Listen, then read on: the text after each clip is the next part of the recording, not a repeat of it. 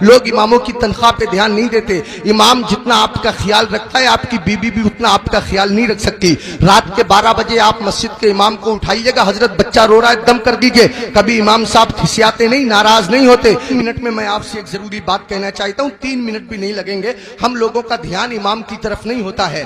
ہماری عادت بس یہ ہے کہ ہم اماموں کی ٹانگیں کھینچتے رہتے ہیں. اگر امام موٹا ہو جائے تو لوگ کہتے ہیں بھئی روٹیاں لگ رہی ہیں امام صاحب کو. اگر امام کمزور ہو جائے تو آدمی کہتا ہے سمجھ میں نہیں آ رہا ہے, بندہ جب سے آیا ہے گھلتا ہی جا رہا ہے. اگر امام صاحب تھوڑا صاف ستھرا رہے تو لوگ کہتے ہیں امام کیا ہیرو ہے, ہیرو.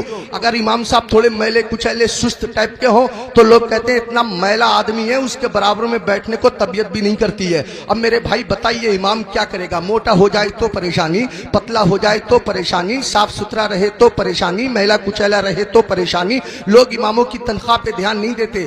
امام جتنا آپ کا خیال رکھتا ہے آپ کی بیوی بھی اتنا آپ کا خیال نہیں رکھ سکتی. رات کے 12 بجے آپ مسجد کے امام کو اٹھائیے گا, حضرت بچہ رو رہا ہے دم کر دیجئے. کبھی امام صاحب کھسیاتے نہیں, ناراض نہیں ہوتے.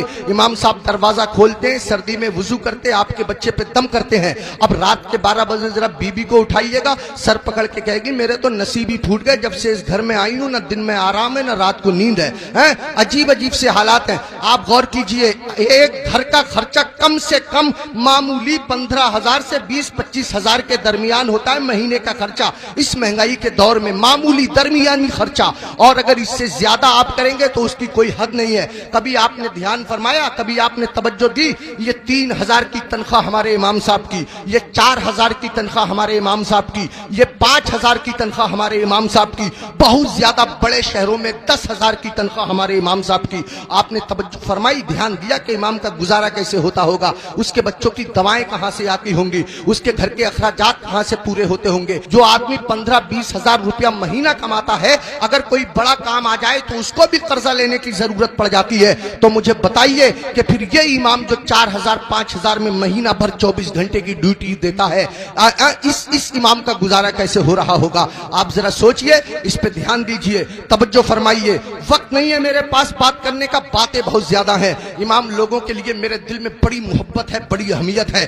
گاؤں گاؤں بستی بستی جاتا ہوں جلسوں کے حوالے سے, اماموں کے حالات دیکھتا ہوں, میرا دل روتا ہے, آنکھوں میں آنسو آ جاتے ہیں. اماموں کی لوگوں نے وہ حالت بنا دی ہے. ایک آخری بات کہتا ہوں, بات ختم کرتا ہوں. لوگ اماموں پہ بہت زیادہ نکتہ چینی کرتے ہیں. پاجامہ دیکھو امام صاحب کا, آنکھوں کا سرما دیکھو امام صاحب کا, بال دیکھو امام صاحب کے, ٹوپی دیکھو, ٹیڑھی ہے ٹیڑھی. امام صاحب آتے ہو تو لوگ کہتے ہیں دھیان دیو, دیکھ لیو, غور کریو, امام صاحب سلام کریں گے یا نہیں کریں گے. ارے یہ تیرا غلام تھوڑی ہے, تیری مسجد کا امام ہے. ہونا تو یہ چاہیے تھا کہ میرا امام اگر میرے سامنے سے گزر جائے, میں اگر بیٹھا ہوتا تو ہاتھ باندھ کر کے کھڑا ہو جاتا اور اپنی مسجد کے امام کو میں سلام پیش کرتا. یہ میرا حق تھا, یہ مقتدی ہونے کا حق تھا. ہم اگر ایک ہفتہ بھی مسجد میں نہ جائیں اور اگر امام صاحب پوچھ لیں تو ہم ناراض ہو جاتے ہیں.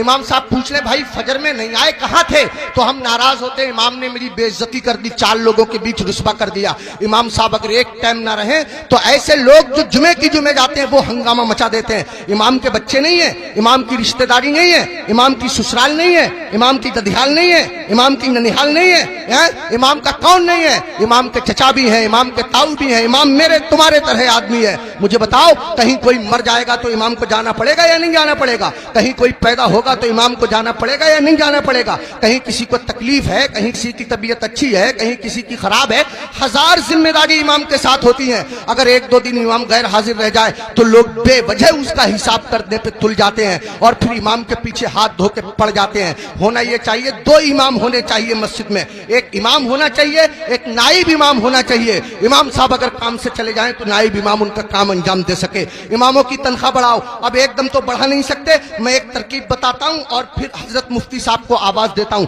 ترکیب یہ ہے کہ جب جمعے کے دن امام صاحب خطبہ پڑھتے ہیں, مطلب تقریر کرتے ہیں یا نعت شریف پڑھتے ہیں, مسجد میں جتنے لوگ جاتے ہیں اگر صرف 10 روپے سے امام صاحب کا مسافہ کر دیں گے تو قسم خدا کی آپ کے پاس سے 10 روپے جائیں گے, میری مسجد کے امام صاحب کے پاس ہزاروں روپے اکٹھے ہو جائیں گے.